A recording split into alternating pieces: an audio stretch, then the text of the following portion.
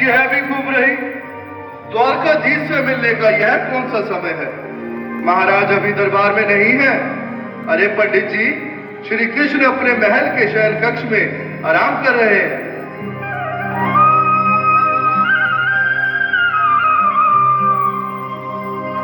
देखो देखो ये गरीबी का हाल, कृष्ण के दर पे विश्वास लेके आया हूँ। मेरे बचपन का यार है मेरा श्याम,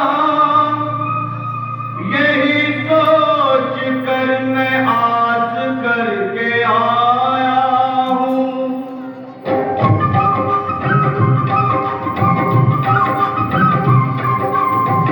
अरे द्वारपालो कन्हैया से कह दो, अरे द्वारपालो कन्हैया से कह दो कि दर पे सुदामा गरीब आ गया है, कि दर पे सुदामा गरीब आ गया है।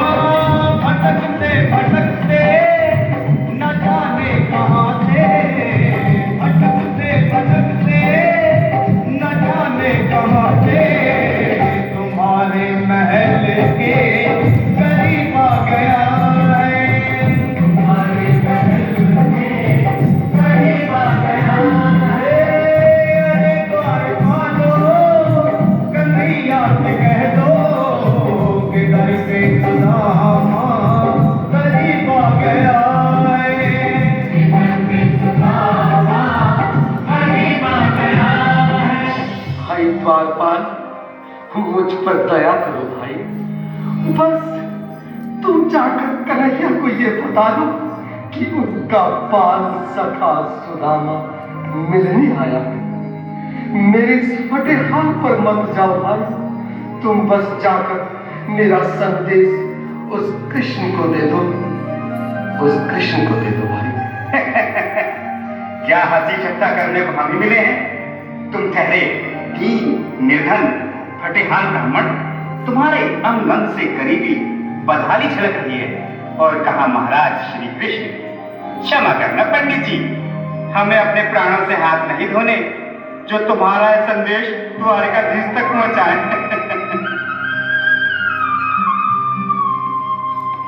न सर पे है पगड़ी न तन पे है जामा, बता दो कन्हैया को नाम है सुदामा, बता दो कन्हैया को नाम है सुदामा, बता दो कन्हैया को नाम है सुदामा। न सर पे है पगड़ी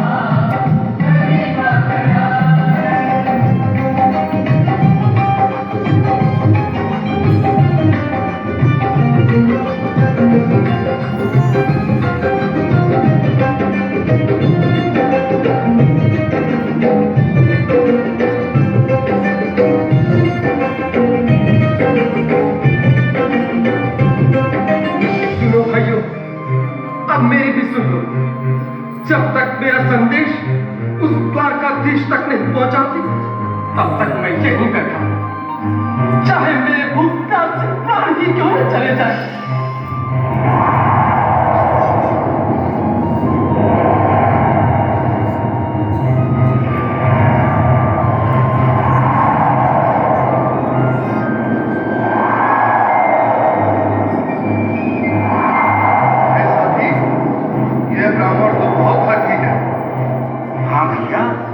सुबह से शाम होने को है, पर ये यहाँ से जाने का नाम नहीं ले रहा।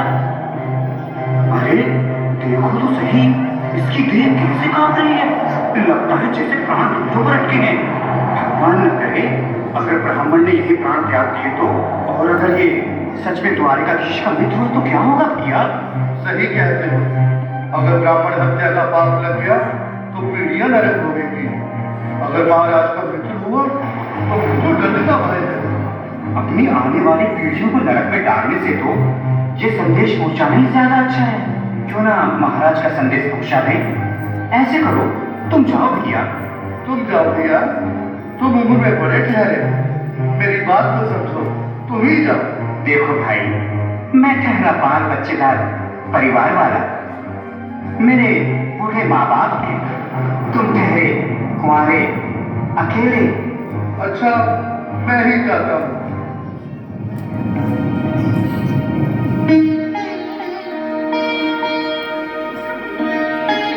आज भी लीलाधारी के चेहरे पर मुस्कान है। लगता है जरूर कोई नई लीला रचने वाले हैं। द्वारकाधीश की जय हो। कहो द्वारपाल, इस समय कैसे आना हुआ? महाराज, क्षमा चाहता हूँ, पर कारण ही कुछ ऐसा है। द्वार पर एक ब्राह्मण स्वयं को रुक क्यों गए? आगे बोलो।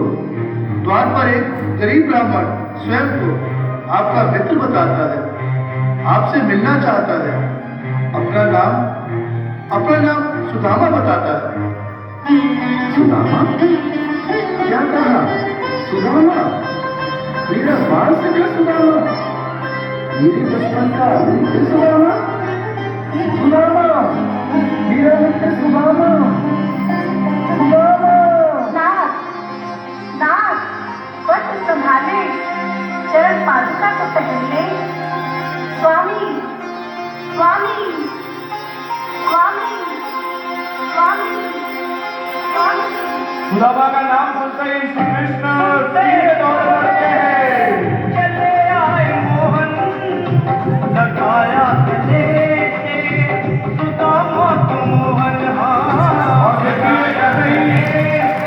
मिलन हो छोटा सा लगाया गले से, सुदामा को मोहन। सुनते ही दौड़े चले आए मोहन, लगाया गले से। छोटा वाली को स्वागत कीजिए। सुनते ही दौड़े चले आए मोहन, लगाया गले से, सुदामा को मोहन। लगाया गले से, सुदामा को मोहन। हुआ रुक्मणी को बहुत ही अचंभा, हुआ रुक्मणी को बहुत ही अचंभा। ये मेहमान कैसा अजीब आ गया।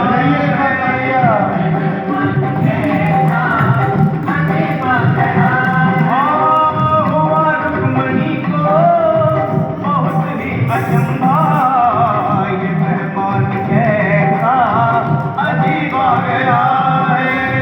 ये मेहमान कैसा अजीब आ गया है।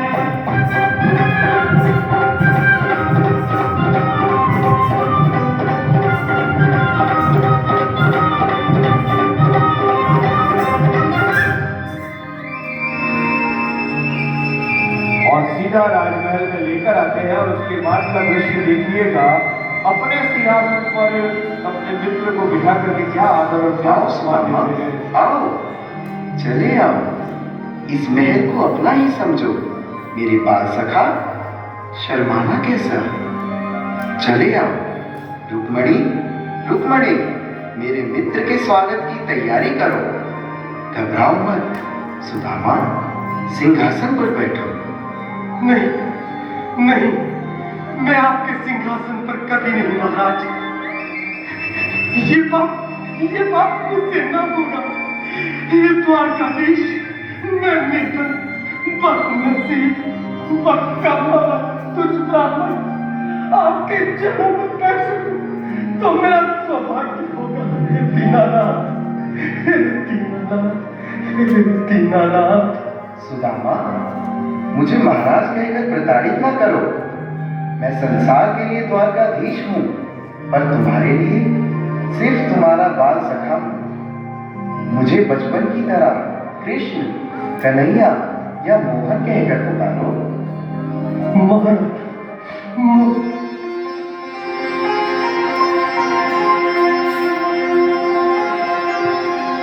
बोले कृष्ण कन्हैया की, सुदामा बिठाए चरण आंसुओं से श्याम ने बुलाए।